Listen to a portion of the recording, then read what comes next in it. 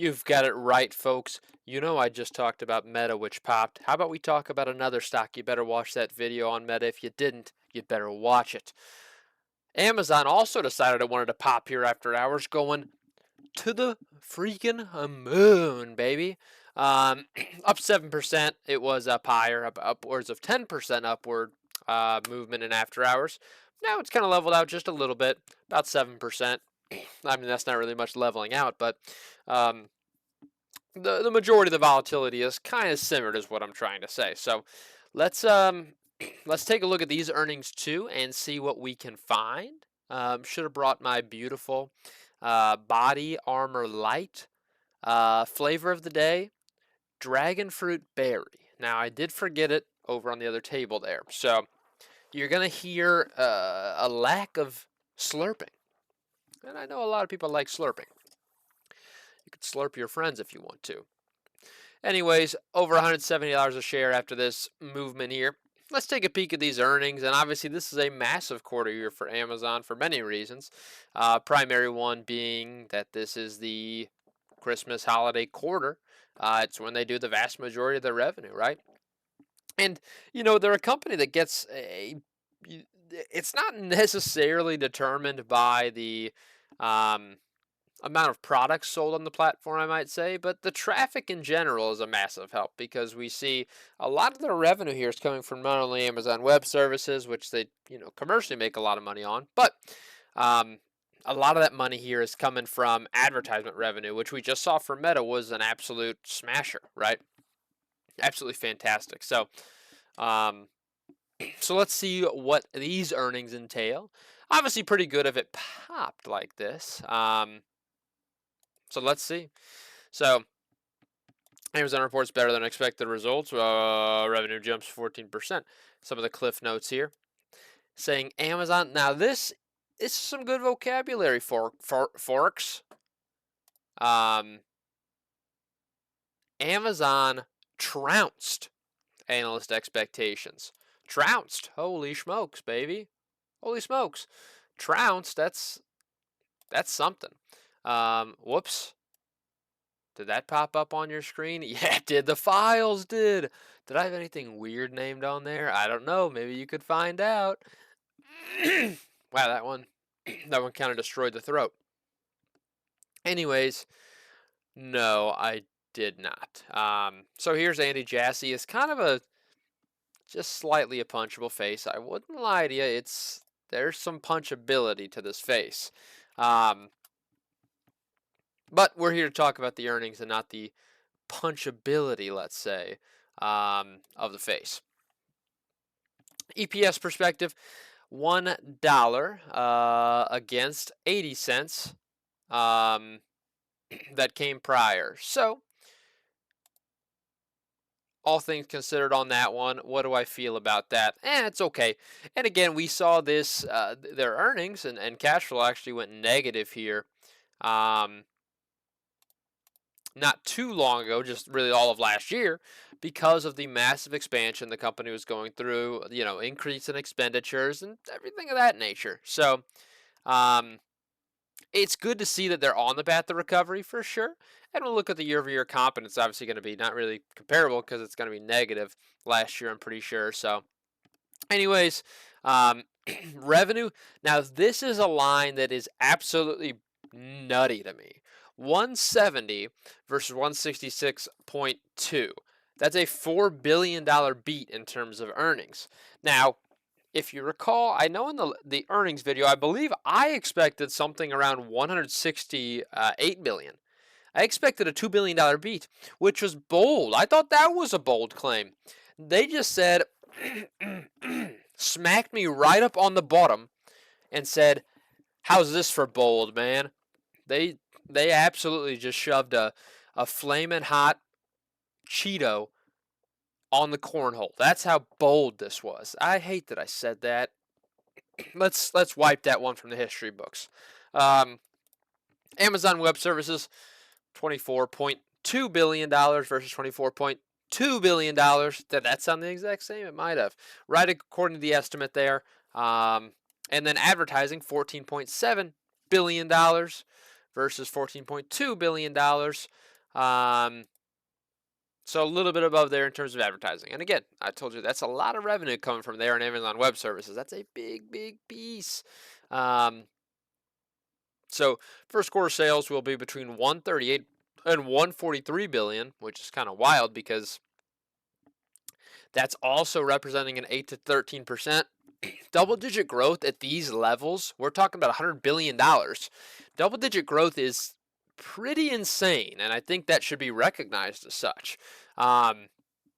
It's really tough to grow revenue double-digit when you're already making $150 billion. So good to see that way. So net income did surge to 10.6 billion, which is fantastic. Again, that only shows the $1 per share, but that was against, sorry, they did make positive EPS this quarter last year. It was 3 cents. So obviously you see that, and that's a trend that you want to see continue with this company, as they're kind of leveling things out a bit. And obviously there's some cost cutting efforts. There's no doubt. So yeah, it's good to see that. It is good to see from that perspective. And here's where that comes from, and it's similar to Meta. This is what we call trimming the fat, and it was essential. I say it every video, and I will. These tech companies, they overhired. I've said it for 3 years now. I really have. I swear to you, go back in time. They overhired. I've said it every single earnings for these big tech companies. So here's what they did. They've laid off 27,000 employees over the last year. So that's fantastic. And ended some of its more unproven bets. I'd love to know what that's referring to. That's just kind of a wild thing there. So yeah, it announced cuts in Prime Video, MGM Studios, and Twitch, among other units. Again, we just overhired. We didn't need to. And here is words from the CFO themselves. So the company will continue to make a careful approach to new investments, but that it doesn't see 2024 as a year of efficiency type thing, quote unquote. Kind of funny. I'll give them credit because I think that's definitely one of those buzz phrases. It's not a buzzword, it's a buzz phrase. Is the year of efficiency, right? A lot of these companies are talking about it, and he's saying, "Oh, well, actually, it's not that." This guy in the bottom right, I don't know what his deal is, but I really don't like his face. It's unsettling me, so I'd really want to get off of this. So, yeah. Anyways, so just I think it's a little further down here. Yeah. So the revenue that represented a 14% jump. We'll see from their actual investor relations page. First, we grade the investor relations page. I look at it. We see stock price. We see pricing displayed every 20 minutes, supposedly. It's good. Not going to show after hours, which I completely get. It's a plenty fine investor relations page. There's functionality here. You see this. No, really not, because it was halfway off the screen, but it's okay. I'll give them credit. It's a decent one. Then you get to the press release, and it's boring. Who likes reading these press releases? I do, and I have issues. So I hope you don't either. I hope you don't like it. There we go. So let's just go ahead. Fourth quarter 2023, baby. Net sales 14% increase. Obviously, we knew that. North America segment increased 13%, international up 17%, and AWS increased 13%. Obviously, that's massive because the margin that could be had in this AWS segment is wee. Speaking of operating income, there was an operating loss in the North America segment of last quarter or last year's Q4. So obviously, good to see that's a growth there, and international even a larger one. So yeah, AWS carried last year, and here we finally see the other segments here kind of pulling their weight a little bit, and AWS continues to bolster that. I think they'll show we got a chart coming up that'll kind of show by segment what that's totaling. So net income 10.6, as we said. Obviously not very comparable because it's just kind of crazy. So for the full year, I do love seeing this. This is one that is astonishing to me, right? I say that word a lot, but 12% increase on the full year in terms of revenue. A full year of double-digit revenue to me just tells you you've got not only a quality company here, it's not only quality, but it's supreme quality, right? And I say that because the company that grew the revenue by $60 billion in a year. 60 billion. That is a ridiculous amount. Yeah, it's crazy to look at for sure. It really is. Um, so, yep. And then the net income for the full year, 30.4 billion versus the net loss, which I told you they had a net loss for the full year last year, was 2.7 billion. So, obviously, their $33 billion difference.